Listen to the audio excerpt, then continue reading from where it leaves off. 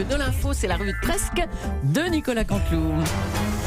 Et ils sont là, eux aussi, encore dans le studio. Sonia Mabrouk et son invité. François Ruffin, vous parlez, on l'a entendu, avec passion, avec verve, mais ne vous êtes-vous pas compromis avec Emmanuel Macron à une certaine époque, on vous le reproche, François Ruffin?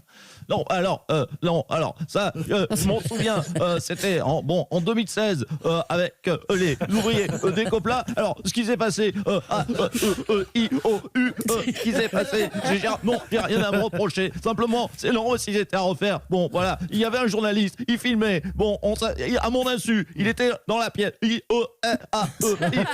tourne et la caméra. Vous ne pouvez pas savoir. Maintenant, je suis député. J'en ferai pas, mais je peux vous dire, non, je regarde pas cet échange parce que j'ai pour. Merci François Ruffin. Consonne.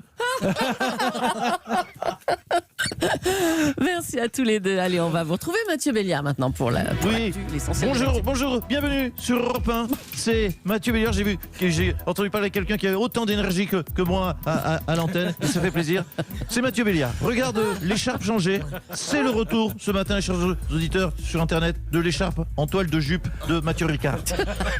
Ah oui, J-1 avant la grève. Vous l'avez compris. On est prêt. On est fin prêt à Europe 1, prêt à dormir ici. Julie a planté, autant vous le dire, autant être transparent, sa petite tante Quechua en régie. Oui. Moi j'ai prévu 4 écharpes de rechange.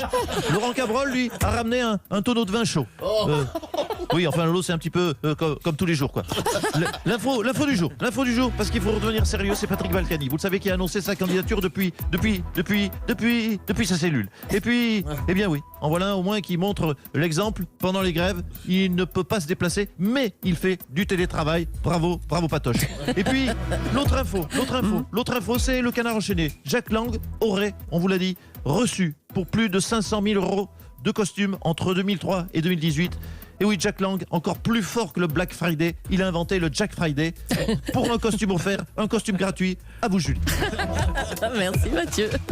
Allez, on va faire un point sur la journée de demain. On en parle avec un spécialiste des grèves, Alain Juppé. Bonjour Monsieur Juppé. Oui, c'est Alain, votre consultant. Bordel, écoutez, je ne voudrais pas sombrer dans la nostalgie du c'était mieux avant, mais en 95, la veille du début des grèves, il y avait une belle émulation. Ça avait, je crois pouvoir le dire, plus de gueule. On m'insultait, on brûlait mon effigie. Je trouve l'ensemble un peu terne, un peu mou en ce moment. Édouard Philippe n'est pas au niveau, selon vous, alors? Je n'aime pas me vanter, vous le savez, Madame Julie. C'est pas le genre de la maison. Mais Édouard a un gros défaut, il fait sympa. Et même pire, je crois qu'il est sympa. Alors que moi, j'ai toujours eu cette tête à claque qui a énervé syndicats et adversaires pendant mes 73 années de vie politique. 73 années de vie politique. Oui, j'ai démarré à 1 an. J'avais la même coupe. J'avais la même coupe de cheveux qu'aujourd'hui, d'ailleurs. En résumé, je dirais qu'Édouard Philippe a le même niveau en boxe qu'en conflits sociaux. C'est un amateur. Merci pour cette analyse, je vous en prie. Juppé.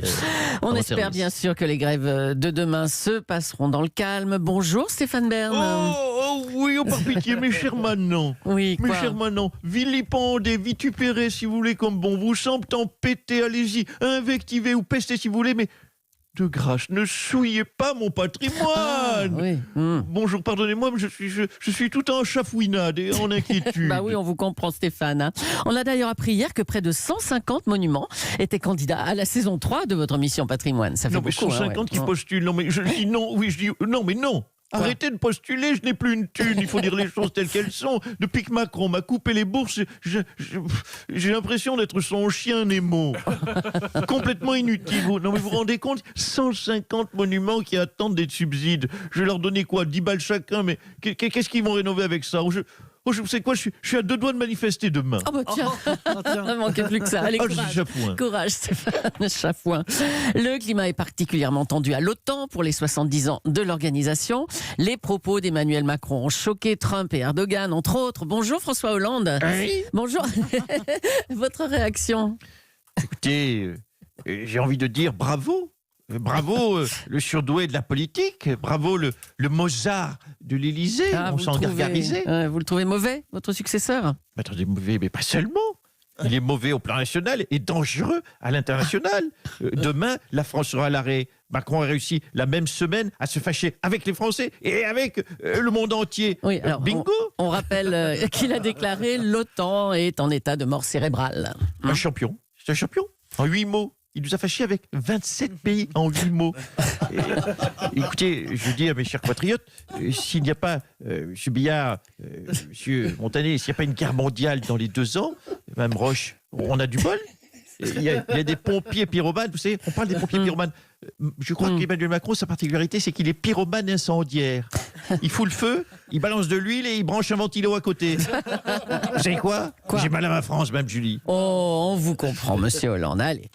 Nous sommes à la veille d'une grève que les syndicats rêvent historique, en particulier ceux de la SNCF. On va recevoir notre président syndical, représentant syndical, monsieur Régis.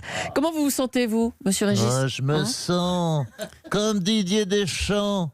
Didier Deschamps, la veille de la Coupe du Monde, on est prêt à réaliser un exploit, ça va être historique. Je suis un félin prêt à bondir. Oh là. Alors, comment se prépare-t-on à faire grève? Dites-nous, a priori, faire grève, ça consiste essentiellement à cesser le travail. Faux. C'est le travail faux, c'est plus compliqué que ça, c'est plus subtil. Nous, on est des professionnels de la grève. Vous voyez, Mme Julie, on est parti faire un stage en altitude. Oui, à Font-Romeu pour se préparer. On a un préparateur physique. Oui, Mme Roche, pour éviter les risques de claquage. Et puis, on a un coach mental pour le mental. Pour le mental, c'est le coach mental. Oui. Elle vous le dira, Mme Fulpin. Carrément. Pour le physique, un coach physique, et pour le mental, un coach mental. Oui, parce que si on prend le coach physique pour le mental, on se claque. On a compris là. Donc, coach mental. On a fait des jeux de rôle. Il nous a dit, reprends le boulot. On a dit non. Il nous disait, il nous provoquait, reprends le boulot. On faisait non. Il nous provoquait, reprends le boulot. Non, faut pas craquer. On se disait non, on a un tacticien aussi pour la tactique. Le tacticien pour la tactique. Et le coach mental pour le mental, le coach physique pour le Monsieur physique. Régis, il vous conseille quoi alors, le tacticien? C'est le tacticien. Hein? Qu'est-ce qu'il conseille? Oui. Le schéma tactique, le tacticien. Oh la vedette. Oui, elle n'avait pas compris. Écoutez, on va l'attaquer en 4-4-2 cette grève. 4-4-2, 4 heures de grève le matin où qu'on fera rien, 4 heures l'après-midi où qu'on fera rien non plus, puis le soir 2 heures en rentrant où qu'on décompresse en faisant rien. Eh oui, c'est tactique, c'est le 4-4-2, c'est tactique la grève. Il y en a qui font 5-4-2. Oui, bon. Oui, quand on est pro, parce que nous, on est des pros du coup, c'est tactique. Oui, d'accord. Merci beaucoup. On Merci. Rien au hasard, c'est tactique. Merci, monsieur Régis. Comme vous avec la tante Quechua, vous êtes Allez, tactique. c'est bon. Patrick Balkany, on l'a dit, se représente à la mairie de Levallois. Il l'a annoncé de sa cellule hier. Bonjour, Patrick Balkany. Oui, bonjour Mme Julie, vous m'entendez là? Oui, très bien. Oui, bonjour Monsieur Béliard. Écoutez, voilà, la prison, je m'en fous, moi je me représente quand même. Je vous le dis, je m'en balèque, comme disent mes camarades de prison. Je suis Patrick Balek-Annie, voilà. Balek-Annie. Bon, vous voyez diriger une ville depuis votre cellule de prison, vous? Oh, écoutez, enfin, ouvrez les yeux, c'est le Valois-Perret, ça roule tout seul, vous savez, le Valois, c'est pas la Seine-Saint-Denis non plus, c'est pas Mayotte, Vous savez, je pense que c'est plus agréable de diriger le Valois-Perret depuis la prison que de diriger Roubaix en liberté. Eh bien, on embrasse les habitants de Roubaix. Merci, Patrick Balkany. Une nouvelle étonnante, tiens, dans le domaine de la musique. Martine Cabrel, la sœur de Francis Cabrel, sort un album. Et oui, elle est avec nous ce matin. Bonjour, Martine Cabrel. Ah oui, bonjour, petite Julie. Bonjour, Mathieu Béliard. Je viens vous présenter mon album. Est-ce que vous voulez que je vous chante La cabane de la pêcheuse ou Petit Mario? Merci, Martine. Petit Mario. Ah oui, ma petite Marie, c'est Petit Mario. Pour elle. Il vient de comprendre. Bon, alors, qu'est-ce qui vous démarque de votre frère, Martine? Dites-nous. Oh, déjà la moustache. Et puis lui, il aime les sarbacanes et les bouteilles de butane. Moi, je suis plus lance-pierre et radiateur électrique. Ah oui, c'est un autre univers. Est-ce qu'on vous a aidé à écrire cet album? Oui, j'ai écrit avec la sœur de Charles Aznavour. Christine Aznavour. Ah bon? Dis bonjour, Christine. Elle fait pas ta timide, Christine. Oui, bonjour ma petite Julie. Oui, j'ai bossé avec Martine. J'avais des idées de chansons. Ça s'appelait le Bohémien. Bon, le Bohémien pour Mathieu, c'est la bohème, hein, d'accord? Bon, bah, écoutez, on est impatients d'écouter vos disques. Petit Mario. Merci à toutes les deux, en tout cas. Allez, on va parler des blocages des dépôts pétroliers maintenant. Ils ont fait craindre une pénurie d'essence, en particulier dans le Grand Ouest. Certaines stations sont toujours vides. On va voir comment on vit les choses du côté de chez Jean-Jacques Bourdin.